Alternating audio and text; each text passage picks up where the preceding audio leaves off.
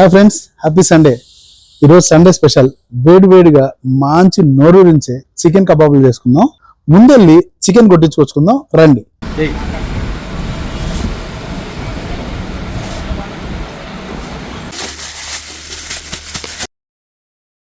మన వీడియో దెబ్బకు భయపడి కరెంట్ కూడా పోయింది, అయినా మనం భయపడేదిలా. మన వీడియో మనం కంటిన్యూ చేద్దాం. ముందుగా అయితే మనం చికెన్ ని ఉప్పు, పసుపు, తర్వాత నిమ్మకాయ పిండుకొని శుభ్రంగా ఒక 2 సార్లు అయితే వాష్ చేసేసుకుందాం. అన్నట్టు అడగడం మర్చిపోయా, మీ ఊర్లో 3/4 కిలో చికెన్ ఎంతో కామెంట్ చేసేసేయండి ఒకసారి. చికెన్ అయితే శుభ్రంగా వాష్ చేసేసుకున్నాం. ఇప్పుడు మసాలా పొడి వేసేసి మ్యారినేట్ చేద్దాం. మా చిన్నప్పుడు అయితే ఇంట్లోనే పాలు పేరేసి గడ్డ పెరుగు వేసుకునే వాళ్ళం. ఇప్పుడు ఆడజుడు పెరుగు ప్యాకెట్లే. చికెన్ లో 1 కప్పు పెరుగు యాడ్ చేసుకొని రుచికి సరిపడా సాల్ట్, పసుపు, కారపొడి, అలాగే కాస్త జీలకర్ర పొడి, దాంతో పాటే కొద్దిగా మిరియాల పొడి, కొంచెం చికెన్ మసాలా, అలాగే మన ఇంట్లో నూరుకున్న గరం మసాలా వేసేసుకొని, అలాగే ఒక అరదబ్బ నిమ్మకాయ గట్టిగా పిండేసుకుందాం. మసాలా పొళ్ళన్నీ వేసుకున్నాక ఓ పచ్చిమిర్చి అలా తుంపి అందులోనే వేసేసుకొని ఓ గుప్పెడు కరివేపాకు బాగా నలిపి చికెన్ కి పట్టించేయాలన్నమాట. మసాలాలన్నీ చికెన్ కి బాగా పట్టుకునేలా అరచేత్తో బాగా పిసుకుతూ గట్టిగా కలుపుకుందాం ఒకసారి. బయట షాప్స్ లో తెచ్చుకున్న ఆర్టిఫిషియల్ అల్లం వెల్లుల్లి పేస్ట్ కాకుండా ఇంట్లో శుభ్రంగా అల్లం వెల్లుల్లి ఒలిచి నూరుకున్న పేస్ట్ ని 1 స్పూన్ యాడ్ చేసుకొని మొత్తం మసాలాలు బాగా చికెన్ కి పట్టేలా ఒక్కసారి కలుపుకుందాం. అది అలా కలపాలి. చూసారా, మసాలా పొలతో ముస్తాబ్ చేసిన చికెన్ ని 1 అవర్ పాటు మ్యారినేట్ చేసుకుందాం. చికెన్ అయితే కంప్లీట్ మసాలాల్లో 1 అవర్ పాటు మ్యారినేషన్ అయిపోయింది. ఇప్పుడు ఫ్రిడ్జ్ లోంచి తీసి వేడి వేడి కబాబులు చేసుకుందాం.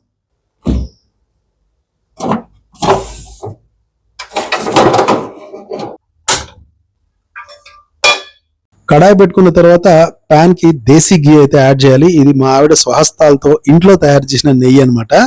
పాన్ లో గీ బాగా వేడెక్కిన తర్వాత ఒక్కసారి చికెన్ అటు ఇటు కలుపుకొని ఇప్పుడు ఒక్కొక్క పీస్ ని తీసి బాగా మసులుతున్న ఆ నేతిలో వేయించుకుందాం. మార్కెట్ లో దొరికే రీఫైండ్ ఆయిల్ వాడకం తగ్గించి గానుగలు ఆడించుకున్న పల్లి నూనె లేదా ఇంట్లో చేసుకున్న నేతితో వంటలు మొదలెట్టండి. ఈ ముక్కలు తిప్పుకోవడానికి మన దగ్గర మంచి ఆయుధం ఉంది.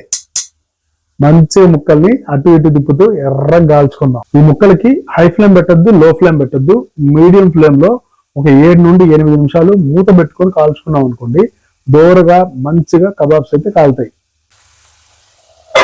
ఎప్పుడు నూనెలో జలకాలాడిచ్చేసిన డీప్ రోస్ట్ కాకుండా అప్పుడప్పుడు ఇలా లైట్ గా చేసుకుని తినండి. హెల్త్ కూడా చాలా మంచిది. మన చికెన్ ని అప్పుడప్పుడు అలా చూసుకుంటూ మెల్లగా అలా పట్టకారతో తిప్పుకుంటూ జాగ్రత్తగా ముక్క మాడకుండా దోరగా కాల్చుకుందాం. చిన్నప్పుడైతే చికెన్ పకోడీ కోసం మినీ యుద్ధాలే జరిగేటివి.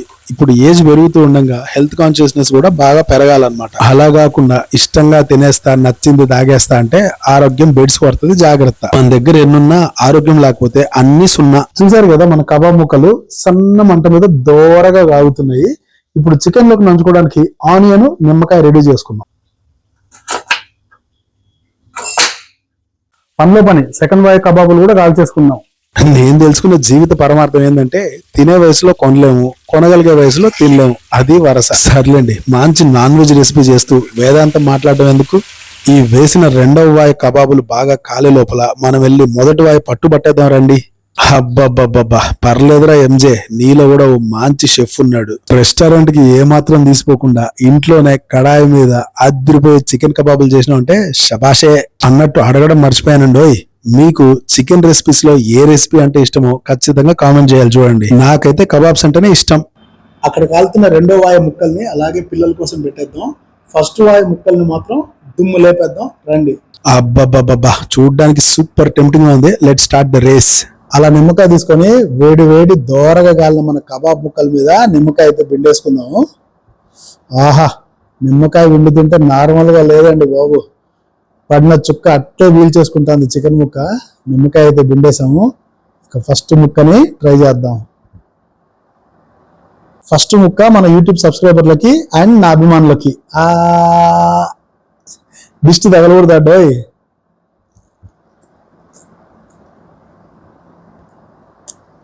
ఆహా,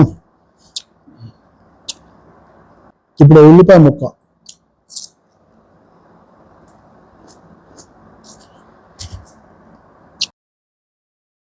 టేస్ట్ మాత్రం ఇరగ్గొట్టేసింది.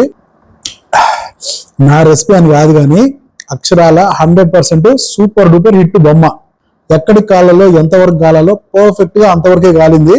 పైన అంతా క్రిస్పీగా, లోపలంతా టెండర్ మెత్తగా, ముక్క మాత్రం అద్భుతంగా ఉంది. అసలు మీరు కూడా ఖచ్చితంగా నేను వీడియోలో చూపించినట్లే మంచిగా మ్యారినేట్ చేసుకొని పక్కాగా దోరగా సన్న మంట మీద ముక్కల్ని కాల్చుకోండి.